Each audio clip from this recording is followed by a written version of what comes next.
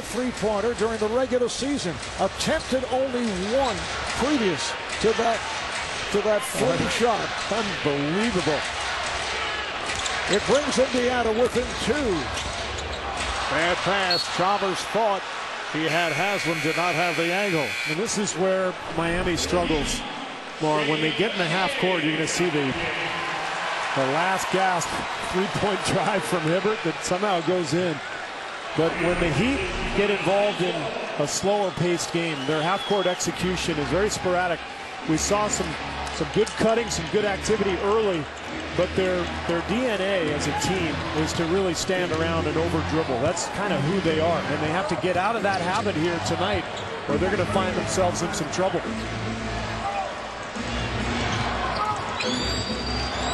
Hill fires for 3.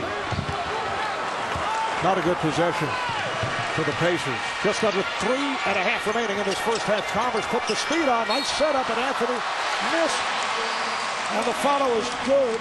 But wait a moment.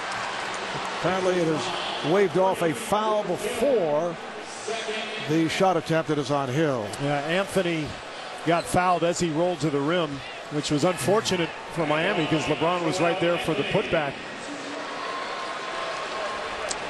Pacers over the limit, so Anthony to the line. We'll step away and check in with Ernie Johnson back in our Atlanta studio. Yeah, Marv, while the conference semis continue in the East, the Western Conference final matchup is set. The Thunder and the Spurs get things started Sunday night here on TNT. We'll be live in San Antonio. Coming up in just a few minutes, the Sprint halftime report. Charles, Kenny, and Shaq will be here to break down the first half in Miami. And we'll wrap up the night with Inside the NBA after the Pacers and the Heat. Now let's get back to Miami to Marv and Steve and Cheryl. All right, thank you, Ernie. 3-point lead for the Heat as we come up on 3 minutes remaining in this first half. Granger with a deep 3, way off. I don't understand that possession one bit. You've got West and Hibbert on the floor. That's where your advantage lies. Indiana stands around and then launches a 28-footer. Miller, wide open. West on the rebound. It's like Danny Granger is down in front of the Heat bench. I think he may have rolled an ankle after that three-point try. He might have landed on the defender's foot. That's often a problem we see when guys go down after they shoot. I'd have to see it again. I didn't catch it live. But we'll take a look at it when we come back after the break.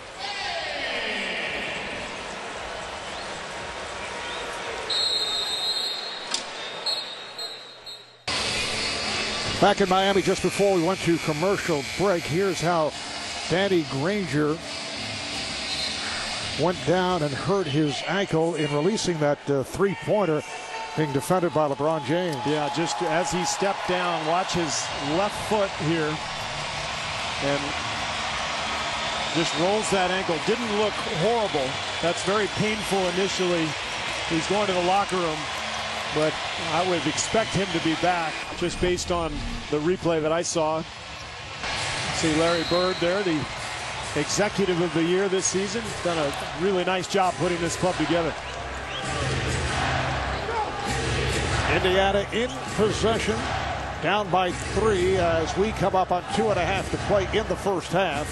Got to go inside to Hibbert and West. That's your advantage.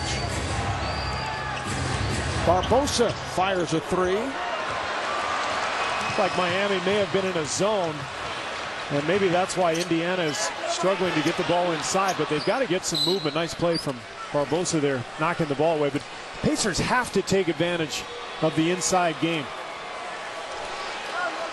With Granger off the court, headed back to the locker room.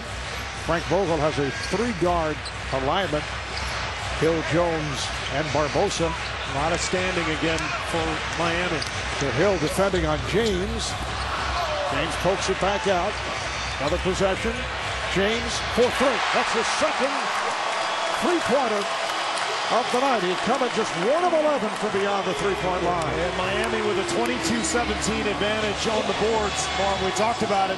The team that's won the rebounding battle has won every single game, and you can see why. There, extra possessions leading to good shots. In a close matched series. That's what it comes down to. Good play by Wade, deflecting it out. Miami has led by as many as 11. They've led right from the start. It's a 6-point game. One on the shot clock. Barbosa did not make contact with the rim. It's a 24-second violation. And I'm just blown away by the lack of execution from Indiana at this point. In the last 2-3 minutes, Frank Vogel's team seemed to be getting a handle on this game. Then all of a sudden, they're standing around on the perimeter throwing up wild shots when Hibbert and West are on the inside with clear physical advantages. Look at the numbers for the series. Basically a huge swing when Hibbert's on the floor, but if you're not going to take advantage of him offensively, and I don't know what they're thinking. Chalmers trying to get it to Anthony, so the ball back to the Pacers. This is game number 5 of the Eastern Conference Final Series, tied up at 2. It has come down to a best of 3. Game 6 will take place at Indiana Thursday night. If there is a game 7, it'll be back here in Miami on Saturday. Indiana has won here. They took game 2 here in Miami. Nice move by Hill as he banks it home. Hill beating Chalmers off the dribble. 44-40 Miami, final minute, first half. And Marv, we talked about Hibbert's impact on the series. It's at both ends. He's providing such good protection at the rim that Wade and James are really backing away and shooting floaters and runners instead of getting all the way to the rim. Foul committed by Barbosa. That shot would not have counted, was waved off. However, Indiana is over the limit. So Wade back to the line. He has missed 8 of his last 13 free throws. That goes back 2+ in terms of, goes back to game number 3 in normal language. I knew what you were talking about. Yeah. Programming reminder, undefeated American Timothy Bradley has, as it says here, he's called out the 8-time world champion Manny Pacquiao. And on June 9th, the challenge will be settled in the ring. So don't miss Pacquiao and Bradley. That'll be Saturday, June 9th, 9 p.m. Eastern Time, 6 p.m. Pacific Time, live on pay-per-view. Miami does have a foul to give. Wade continues to have his difficulties at the line. It's a 5-point Miami lead. Down to 35 seconds to go in this first half. West met by Anthony and Battier. Bad pass picked off by LeBron. Look out. Here comes James. Put a little on that one. He did. I don't even know if that was a dunk. He just sort of threw it in. But meanwhile, for Indiana, Frank Vogel has talked about the importance of beating Miami with the pass, trying to move their defense around. The problem is his team has had a very poor passing first half. They're just flinging the ball around. 2-second differential between the game clock and shot clock. Hill for 3. James is on it. Here comes James to Wade. Back to James. At the buzzer. That'll count.